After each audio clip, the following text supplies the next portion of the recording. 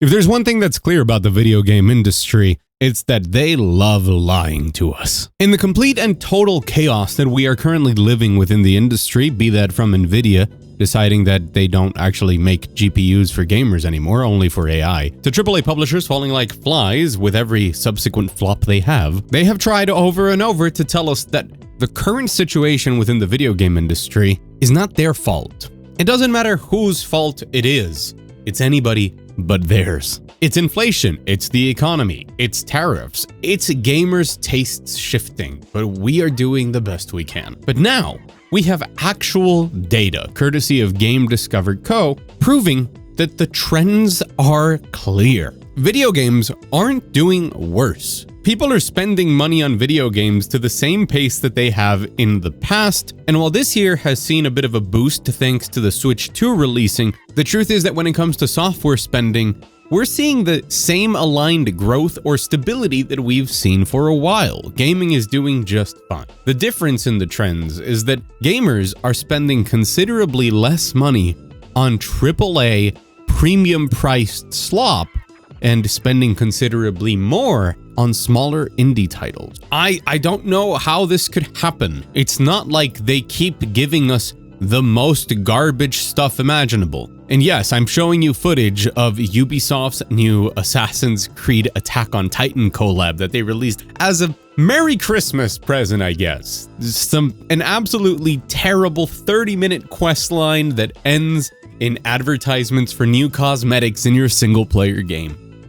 Yeah. But it's Ubisoft themselves saying that the problem right now is that gamers don't want to buy new games. From their UK branch that said, consumers are playing fewer games, playing them for longer, and as a result, outside a few notable exceptions, many new games are struggling to stand out and achieve the sales they may once have had. Whilst the market is more volatile and the potential for any specific title less predictable as a result. This sort of flip-floppy attitude is the same thing that we see across the board from multiple other publishers whenever they speak out. People aren't buying new games. Physical purchases are basically dead. Gamers are only playing live services, and that's what we have to focus on. Again, it's always trying to distract from reality. And of course, it never has anything to do with the fact that they want us to not own games. They're the ones who keep telling us we don't own anything. And it's true. I reviewed Assassin's Creed Shadows this year. I didn't buy it. Wait, did I? Oh, actually, never mind. But turns out I did just buy it on Steam. I thought I had just subscribed to Ubisoft Play Plus, whatever their stupid subscription service is called, just to play it. But no, I do own it on Steam. These companies are surprised that they have pushed subscription services and live service games that are designed to retain attention as much as possible and to feed you into daily FOMO, and then people don't buy games. But what's even more damning is, according to those stats I showed you, that's not even true. The reality is that gamers' tastes have shifted. We are often spending the same money that we've spent in the past, but we're just spending it on smaller titles that appeal directly to what you want. There's been a gigantic shift in how the market actually works and what people want from it. And the ones that aren't able to adapt to it are the same ones telling you that you are the problem. They keep telling us the same stupid stuff that they've kept saying as if we weren't capable of looking up statistics. They keep saying that you can't compete with Fortnite, but Fortnite's player count has been going down for years. They keep saying people want live service games, but whenever they present a live service game without an inkling of innovation in it, they fail. And it can all really be summarized in the fact that gamers have stopped buying garbage, and they've also stopped playing it. And I'm so glad that we can look at actual data that proves that. So we're gonna dive deep into that and examine what has happened to make it change and how that's gonna impact the future of video games, because we have never been more powerful and we better make use of it. So hi, I'm Mug, and if you're new here, welcome. And if you're not new here, welcome back. It's great to see you. You are looking absolutely ravishing. That's what I'm gonna say today. I'm ecstatic to be here. Hope you are too. And if at any point you like the video, hit the like button. It helps us compete out there in the YouTube algorithm that every day is getting just a bit crazier. And if you like the way that I cover video games, the industry, everything around it, consider subscribing. Don't do it yet. Your time is incredibly valuable. I want you to be sure of the decisions you make. So stick around for a bit, maybe watch some other videos on the channel, and then subscribe. let's get into it. Let's start off with the most important piece of information here, which is that study from Game Discover Co. Compared to the basic info that you can get, for example, checking Steam stats, they didn't just look at the revenue. When you look at those sorts of databases, what you're going to get is the average. But what Game Discover Co. has done by going all the way back to 2023 and examining the top 50 best-selling games on Steam every month is look at the median. The average basically accounts for every potential data point and looks for a true middle, including outliers, while the median is going to help us understand a lot better within specific price brackets by trying to sort out those outliers. They're doing this to look at raw number of copies sold instead of the overall revenue, because obviously, gigantic AAA games that are sold at $70 or for a little bit there, $80 until some of the publishers backed out of that, those skew the revenue tremendously. Meaning that if we're looking at total revenue percentages across Steam,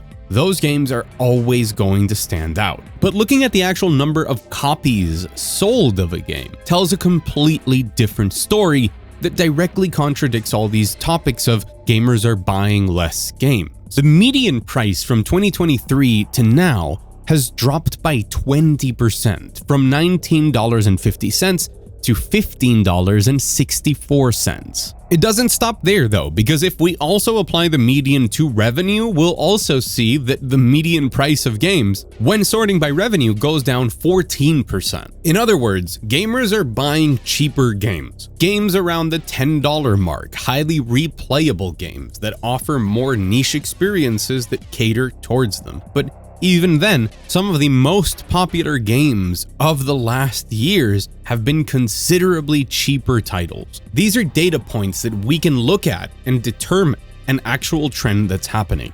Less and less people are spending large sums of money on one AAA game, and more people are actually spending smaller amounts of money on smaller games. The question then becomes, why? Why is this happening when it hasn't been the case before? And to me, it comes down to a confluence of three very important factors: the quality of AAA games and those that are charging premium prices, the socioeconomic circumstances of what the gamer demographic is, and of course, the changes in price brackets and rise of indie games. So let's check those out in that order, huh? I think I'm not going out on a limb when I say that the way that we view AAA studios has changed considerably, and this isn't just a question about hardcore gamers or the most informed customers that, for example, are watching this video. The average quality of AAA premium releases has gone down. Games like Call of Duty Black Ops 7 prove that people are tired of just buying the same thing for the same premium price to get a new weapon and map pack with another skin on which to level up your guns. People have gotten tired of the live service treadmill, and they've gotten tired of being expected to pay very high prices for games that often don't even work or have fatal flaws that don't accompany the premium price tag. It's not crazy to assume that if you're going to be charging me $80, that means that at some point during your production cycle, you actually tested this game to make sure that it didn't constantly crash. And every time that a $70 game releases and constantly crashes, faith in spending that money, especially at release, goes down. The quality of these premium games has been lacking for a long time, but of course it takes a while for the average customer to really notice what's going on. But they've caught on, because a lot of the time these things have been flagrant, and it's not just about PCs anymore. We've seen these games have terrible outcomes on console as well. And so, if you know that buying a game on launch is not just very expensive and becoming more expensive as time goes on, but those games are actually incomplete, often not working correctly, or are asking you for a time commitment that you don't have, why wouldn't you just wait for it to be patched, have its DLC included, and buy it a couple of years down the line for considerably cheaper? Add on to that the fact that there is an obsession with subscription services, telling us that in reality what you want to do is play the game on the cloud via Xbox Game Pass and not actually own your game. They've been telling us that we don't own them for so long that when they try and sell them to us for $70 or $80 and then tell us, or you can get a subscription for $18 a month or $30 for the new Game Pass, more and more people are going to take them up on that. And we've already seen studies that show that the subscription service effect just leads to people playing games on average, for less time, meaning that they jump into a game, install it, check it out, like it or not, but then they move on to the next thing. Oh my, I wonder who could have predicted that. All of these things considerably contribute to the fall of the premium game. When I look at a game's price tag at $80 while they're offering me a subscription service, they are accomplishing what they theoretically want and now complain about. Of course I'm going to sign up for the subscription service. It's considerably cheaper than the $80. But when I look at a bunch of smaller indie games that range between $20 to $30 in price, I'd much rather own those than have a subscription service charging me every month. So when we're talking about number of sales, the trend goes downward towards those cheaper games. But this is only one part of the puzzle. We do have to talk about the socioeconomic part of the whole thing, and I hate to say socioeconomic and sound like I'm just a crazy professor at a university or something, because it sounds like a big word when it really isn't. In the last 5 years, we've seen the average gamer's age go up. We've seen the average amount of gamers go up. We've seen more and more people that are in the disposable income bracket, and according to my YouTube analytics, most of you watching. And they are, of course, much more important to the actual economy and how games work than kids, because kids don't have disposable income. And so the market has been growing as more and more people are interested in gaming, and more people are expected to consider themselves gamers and have gaming as a hobby. And this also goes in line with how the overall world of gaming has grown. From mobile to consoles to PCs to all sorts of different games, from the casual market that they have been obsessed with for years to the deepest of the hardcore. But what is also true in all of that time is that prices for things have gone up. And for the first time in pretty much ever, we have seen that the average quality of life and disposable income of a generation is going down. That means people have less money than they did before, and therefore they have less money to spend on their hobbies and things that they, actually want to do with their life when they're done working. And what do people with less money do? I don't know why I'm asking that rhetorical question and looking at the camera like this is going to be the Dora the Explorer episode. People with less money spend less money, but they still spend it. That's the really important thing here. Just because you have less disposable income doesn't mean that you stop eating, living, breathing, and also engaging in your hobbies or things that you actually enjoy. A gamer with less money doesn't stop being a gamer unless they don't have money, but they are considerably more careful with how they spend it. They substitute what used to be more money for more investigation. You don't want to spend your money on something you're going to regret. It's the same thing as when you were a kid and had a limited amount of money, and so you only wanted to buy like the big important games that you knew were going to be good, right? Now, more and more people are having to do the same thing because of their limited budgets, which means that more of you are watching channels like this, carefully informing yourself not just about the games that come out and if they appeal more specifically to you, but also about the companies making them and if they are trying to exploit you. As the average customer spends more time informing themselves of what is a game, is it good, what are the details of it, and give themselves more of a chance to wait and listen to other people's opinions before spending money, not only do they stop buying those bigger games that come out broken, but they start discovering a lot of smaller games that are much more interesting to them. That way, they spend less money on games that are tailor-made for them. And we've never had more of them than now. Unsurprisingly, people make a lot of games. They might be small indie studios, solo devs, AI slop that I can't imagine why is whatever. Like this is a real video game that's releasing apparently, but okay, this is the trailer, so let's look at the gameplay. I didn't put this audio in here, by the way. This is the official audio that they're using for their Steam trailer. So, okay, man. All sorts of games, but we are definitely living in a golden age of indies and backlogs. There is a higher chance than there ever has been that a developer out there had the same idea and the same sensibilities of what your dream game was and went ahead and made it. And there is a higher chance today with how the market has shifted that that game is actually successful and manages to fund the next project and keep that studio alive for all of those reasons that I touched on before. More indie devs looking to put out what they feel is missing in the video game market means that you find more of what you thought was missing every day. You're tired of the lack of innovation and the repetitive nature, the play it safe or we fail mentality of AAA? Don't worry, there's a bunch of people out there that have nothing to lose and are making games that they believe in. What's even more incredible about that is that we've seen the zeitgeist of video games completely change. It's part of human nature to want to belong to the biggest and strongest tribe. So the most popular games, the ones with the biggest player bases and most concurrent users, are the ones that people gravitate towards because nobody wants to invest their time into a failing game that's going to lose its player base or something. But because of all of those shifts we've seen before and the way that video games can now cater to the individualistic society we live in, more and more people care less about that and more about spending their time on something they care about. And that also has to do with the shifting age range of gamers. But even if we ignored all of that, the zeitgeist of must-play games to talk about at the water cooler has changed significantly. It's no longer about the Assassin's Creeds and the Call of Duties. Now, it's about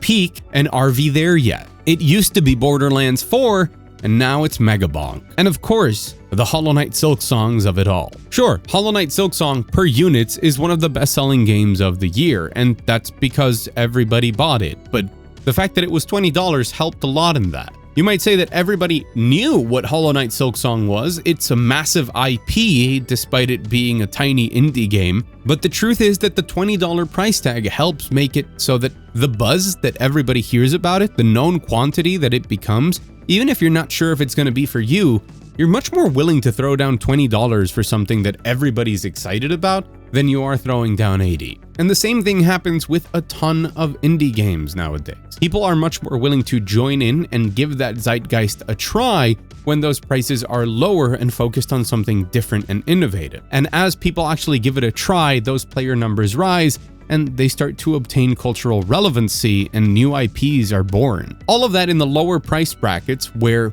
innovation does matter and where people do actually buy new games. See, the interesting thing is that people will buy tons of games every year, and the video game market is healthy as can be. 63% of US gamers buy 2 new games in a year. But more and more gamers are either subscribed to a gaming subscription service or buy or play older games that frequently go on sale. Classics that it doesn't matter anymore what they look like or if they're 10 or 15 years old or anything like that.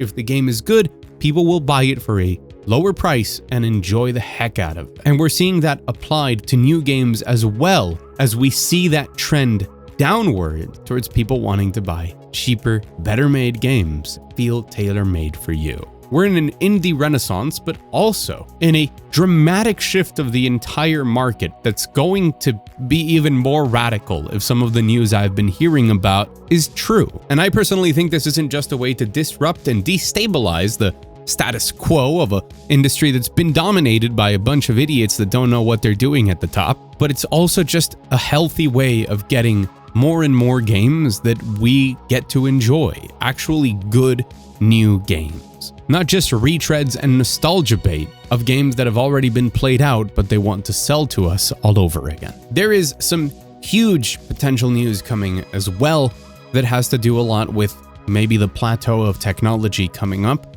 and a lot of things regarding, development and GPU prices and all sorts of things. And that video will come out in the next couple of days, or depending on when you watch this, check the channel. But it's an exciting time to actually see these data points be laid out bare to shut up a lot of what these big head honchos over at these companies want to convince us of. And as I said at the start, we as customers hold more power than we have ever before. So you know what I'm gonna say, go out there and enjoy some great video games. Although, wait, I did this in the wrong order. So also, huge thanks to the members of The Wall. We've got some new members up there this time around. These are the people that directly support the channel, be it on Patreon or directly here on YouTube through the members program. The Wall is now full, which means that next person that joins, it's another wall expansion coming. I gotta sit down. Maybe it's time to redesign the whole wall again. But thank you so much for supporting me and what I do, and I hope that it's worth it to you guys. I've been Mug. Go out there, enjoy as much as you can, play some great video games, and I'll see you again very soon.